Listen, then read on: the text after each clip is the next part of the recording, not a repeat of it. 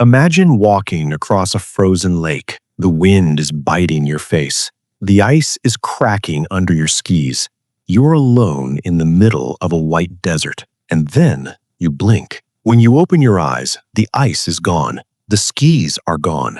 The freezing Michigan winter is gone. You are sitting on a park bench in New Jersey. It is no longer February. It is May. The sun is warm on your skin. You are wearing clothes you don't recognize. You are carrying a backpack you've never seen, and you have no idea that you have been missing for 15 months. This is the impossible story of Steven Kubacki, a man who stepped out of time, and a mystery that suggests some people don't just get lost, they simply cease to exist. It was February 19, 1978. Steven Kubacki was 23 years old. He was a student at Hope College in Michigan. He was smart, athletic, and loved the outdoors. That morning, he decided to go on a solo cross-country skiing trip. His destination was the shore of Lake Michigan, specifically an area called Saugatuck. In the winter, this place is beautiful but deadly. The lake freezes over into massive, jagged sheets of ice. The snowdrifts can be 10 feet deep. It is a place of total isolation. Steven was an experienced skier. He knew the risks. He told his friends he would be back by evening. He put on his skis, he grabbed his backpack, and he headed out into the white. He never made it back for dinner. By the next morning, Steven's friends were worried. They called the police. A search party was sent out to the Lake Michigan shoreline. The conditions were brutal. The wind was howling. Visibility was near zero. But the searchers found something almost immediately. They found Steven's tracks in the snow. The tracks started at the edge of the woods.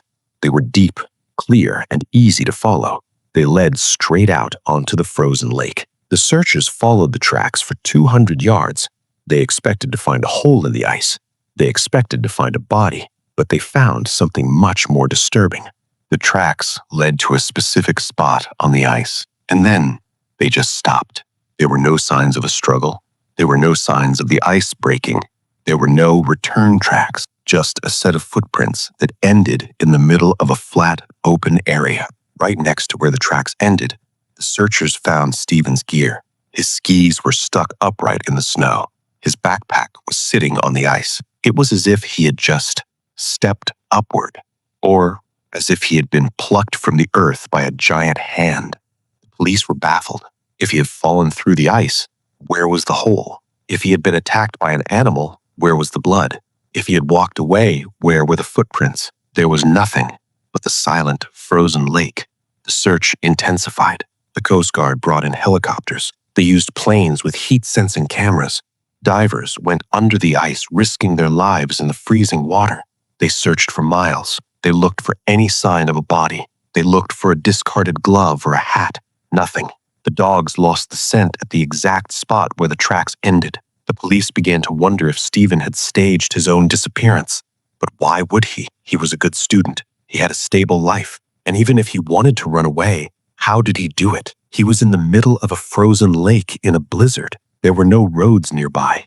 There were no other tracks. Steven Kubacki was gone. But it gets worse. Months went by. The ice melted. The spring turned into summer. The summer turned into a second winter. Steven's family held a memorial service. They mourned him. They accepted that he was dead. The case went cold. The police filed it away as an accidental drowning, even though they had no proof. For 15 months, Steven Kubacki was a ghost, a name on a missing person poster that was slowly fading in the sun. And then, on May 5th, 1979, the impossible happened. 700 miles away from Lake Michigan, in a park in Pittsfield, Massachusetts, a young man woke up on a patch of grass. He felt dizzy. He felt confused. He looked at his hands. They were dirty. He looked at his clothes.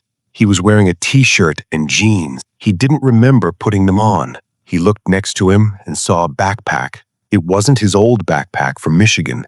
It was a new one. Inside, there were maps of places he had never been. There were hitchhiking signs for cities he had never visited. He felt a strange sensation in his head. It was like waking up from a dream that lasted a lifetime. He walked out of the park and found a gas station. He looked at a newspaper on the rack. The date caught his eye. May 5, 1979. He froze. The last thing he remembered was skiing in Michigan in February 1978. He had been asleep for 442 days. Steven walked up to a woman and asked where he was. New Jersey, she said, though some reports say he was right on the border of MA and NJ. He was 700 miles away from home. He had no money. He had no ID. He only had the clothes on his back and a backpack full of things he didn't recognize. He called his father. When his father picked up the phone, he nearly collapsed. He thought he was hearing a voice from the grave. "Dad, it's me," Steven said. "I don't know where I've been." The news of Steven's return hit the media like a tidal wave. A man had returned from the dead. But as the questions started, the mystery only got darker. The doctors examined him immediately. They expected to find signs of trauma. They expected him to be malnourished. But Steven was healthy. He was well fed. He didn't have any scars. He didn't have any broken bones. He looked like a man who had just finished a long vacation, but he couldn't remember a single second of the last 15 months. Psychologists were brought in. They used hypnosis. They used deep memory recall techniques.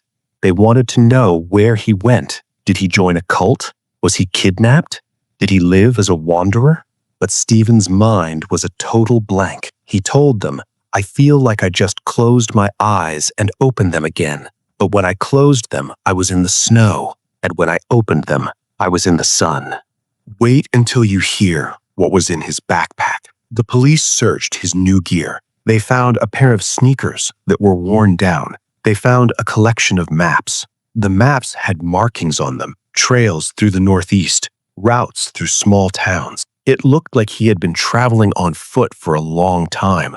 But who bought the backpack? Who bought the maps? Steven didn't have a job. He didn't have any money in his bank account.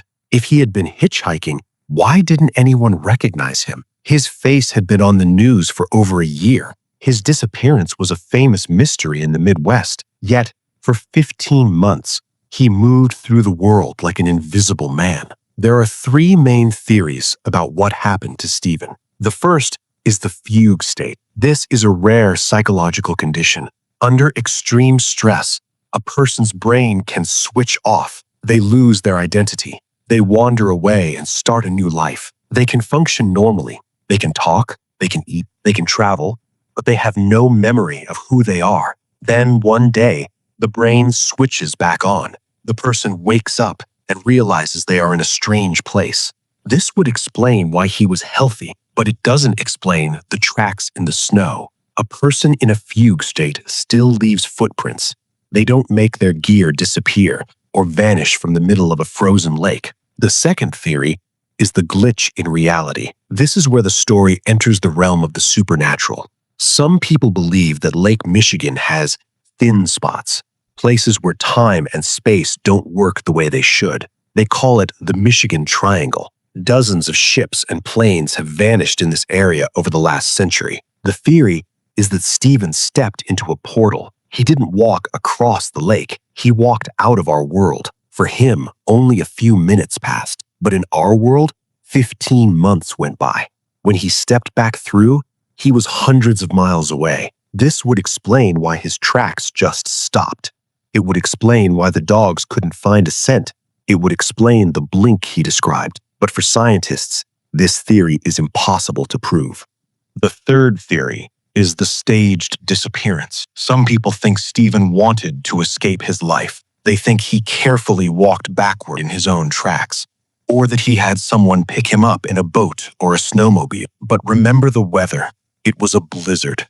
The ice was unstable. To stage a disappearance in those conditions would be suicide. And if he wanted to run away, why come back? Why call his father? Why pretend to have amnesia for the rest of his life? Steven never tried to make money from his story. He didn't write a book. He didn't do talk shows. He just went back to school. He got his degree. He became a psychologist. He lived a quiet, normal life. He never spoke about the 15 months again. But there is one detail that haunts the searchers to this day. When they found his backpack on the ice in 1978, they opened it. Inside, they found his ID. They found his money. But they also found something strange. They found a small notebook. Steven had been writing in it during his ski trip. The last entry was short. It didn't talk about the weather. It didn't talk about being tired. It was just a few words about how beautiful the silence was.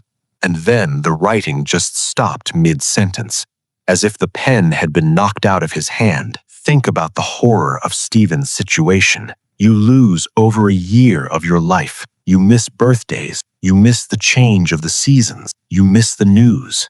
When Steven woke up, he had to learn that the world had moved on without him. He had to see the grief he caused his parents. He had to see his own memorial photos. It is a psychological trauma that most people could never survive. To look in the mirror and not know who the man in the reflection has been for the last 400 days.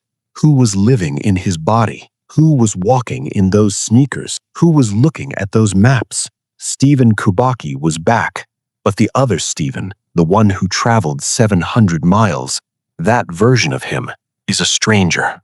Today, the case of Steven Kubacki is often cited in discussions about missing 411. These are cases where people disappear in national parks under impossible circumstances, tracks that lead nowhere, search dogs that can't find a scent, people being found miles away in areas they couldn't have reached on foot. Steven is one of the few who ever came back. He is the only one who can tell us what it's like to vanish, but he has nothing to say because he wasn't there. His body was in New Jersey. His body was on the trails, but Steven was still on the ice. The Michigan Triangle continues to take people. Every few years, a hiker or a pilot disappears near the lake. Most are never found. They become part of the statistic. They become stories we tell around campfires. Steven Kubacki is the exception that proves the rule. He showed us that the missing are sometimes still among us. They're walking our streets. They're sitting in our parks. They're looking at us with eyes that have seen the other side. But they can't tell us what they saw because the mind protects itself from the truth. If you ever find yourself walking on a frozen lake and the silence becomes too perfect and the world feels like it's about to hold its breath, be careful.